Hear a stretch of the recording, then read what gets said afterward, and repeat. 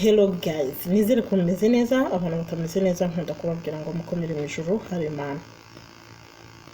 Niba ubabaye senga, niba ufite ibibazo bikugoye bibwira Imana, isubiza amasengesho. Kambabwiza ukuri, uyu munsi ndishimye. Uyu munsi ndishimye. Nshimye Imana cyane cyane cyane yakoze bikomeye natwe turishimye. Uti rero ushimishijwe n'iki? Hari abantu banyandikiye ari benshi ngo nkubwira benshi. Ko mfite n'abantu b'abacuti banjye bo kuri TikTok nabo bagiye bambwira ibyo ngibyo. Nabaha ngaha baranyandikira, mwabonye ko njya nshyiraho nimero yanjye kuri description. Noneho mukayibona mukanyandikira kuri WhatsApp. Mbega ibibazo sifite. Baranyandikira barambwira ngo ntawe na poto bana. Abenshi ntawe na po, ntidutwite ariko ukwezi kwacu tukakubura. Amatariki yagera y'ukwezi tukakubura tukaguheba. Ubwo icyo nshaka kuvuga muracyumva namwe muri bakuru, sibyo? Ariko reka nkubwire, nje kukubwira ngo Imana ije kugutabara. Imana ije kugutabara. Ngiye kukubwira umuti uzakoresha iminsi 7. Kimwe nuko ushobora kuyikoresha iminsi 2. Hanyuma utandukane nuko utabona ukwezi kwawe. Ariko mbere ya byose reka tubanze tunarebere hamwe. Njya nkunda kuvuga ngo tujye tuvura ariko tunavure igitera icyo kintu. Turebere hamwe mbese ni ibihe bintu bishobora kuba byatuma ukwezi kwawe kubura. Icyambere, hari imiti ya onapo cyangwa se yo kuboneza urubyaro ushobora gufata rwose ukabura ukwezi kwawe. Kabiri, hari uburyo ki ushobora gutandukana n'uwo mwakundanaga nabyo bikijyana. Ni ibintu nyine biri normal, kubera umuhangayiko, kubera ko wamukundaga ukabumubuze ugahita ubiheba. Hari rero n'abandi bagira stress z'akazi, z'urushako, z'iki, kabona barahebye. Ndagira ngo mbatse nkubwire ngo mbere yo kwivura iyo ndwara banza umenye ngo icyayiteye n'iki nk'iki. Niba wumva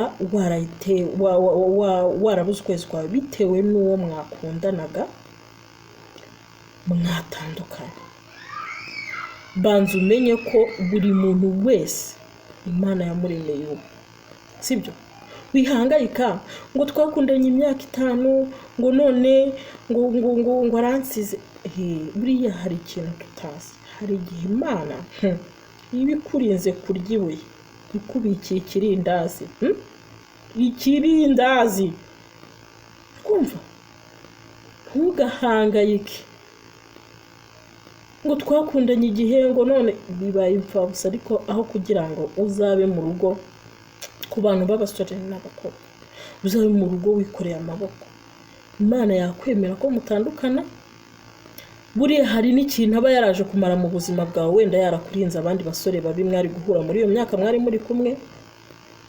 Imana ikakurindira, ariyo role yagombaga kujuwa mu buzima bwawe yo kukurinda, sibyo? Nkunda Imana cyane. Akaza mu buzima bwawe aricyo yarashinzwe, ariko atari we mugabo wawe cyangwa atari we mugore wawe. Rero ntugahangayike ngo bigire ingaruka ku buzima bwawe. Ikintu iyo kitari cyawe urarekera ubuzima bugakomeza, sibyo? Niba ufite stress z'urushako zikaba arizo ziri gutuma ubura ukwezi kwawe, iha amahoro, sibyo? Ntacyo wazanye mu isi, nta n'icyo uzabasha kwikora. Uwo mugabo wawe ntabwo ari karumuna ka Yesu, ni umunyacyaha kandi upfa. Urumva yagukorera iki? ahubwo nanakora neza ujye uvuga uti ni ukuri Yesu yagiye mu mugabo wanjye, kuko nyine kamere y'umuntu nimbi. Nubona umugore wawe aguserereza, menya ngo ni umunyacyaha upfa,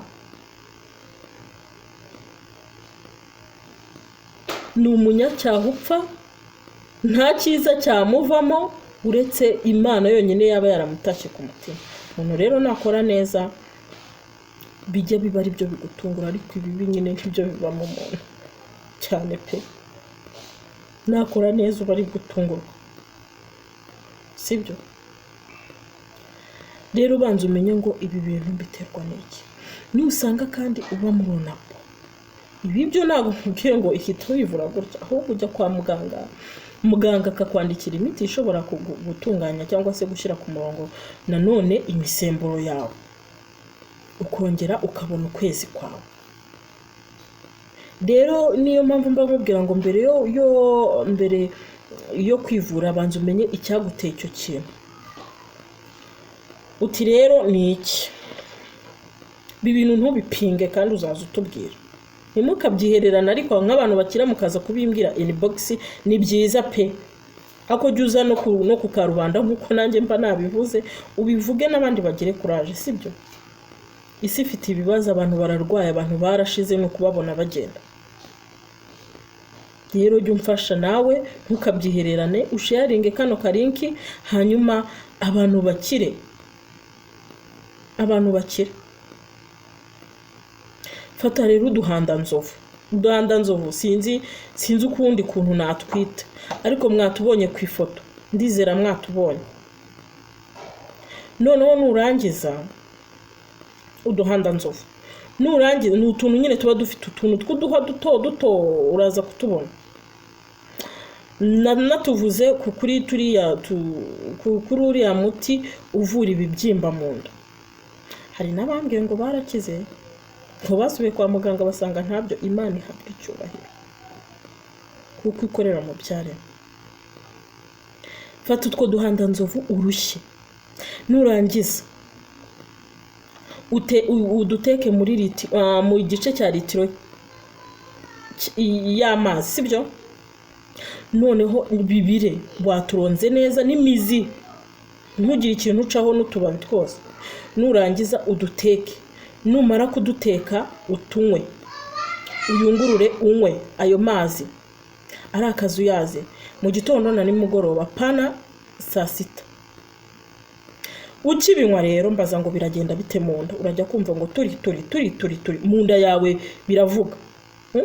Kwa kunda mara yigorora umva biravuga pe, ku buryo n'umuntu muri kumwe byumva akumva biri guturika nka kuri ushobora kotsa ibigori. Rero ibyo biba biri bihambura inzira uku kwezi kwa kuzacamo nabyubashye, sibyo?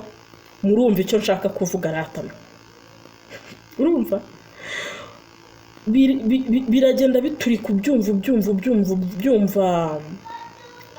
ejo cyangwa ejo bundi kabe tusubira ku murongo. Hanyuma rero niba ushaka n'ukwezi kudahindagurika cyane, uzajye ukunda gukoresha kapusine. Barambibabwira ifite uruhare rwo gushyira ku murongo ukwezi kw'abagore n'abakobwa, sibyo? Tujye twirira utwo dusarade, ni sawa. Ibyo kurya byacu biba imiti.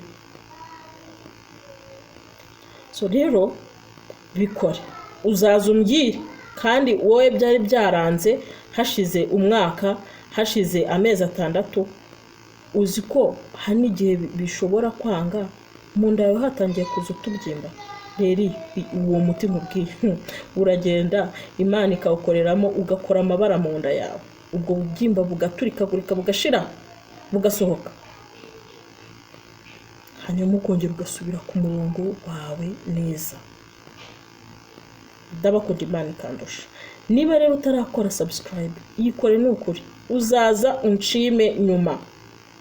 Nta mafaranga mbishyuza, sindi kugurisha, ariko nibura uzumbwira uti n'ukuri byarakunze bya bintu, maze dufatanye dushime Imana. Wambabariye ugakanda subscribe ko ntacyo bigutwaye, like n'agakomenti n'ukuri nge mbibona.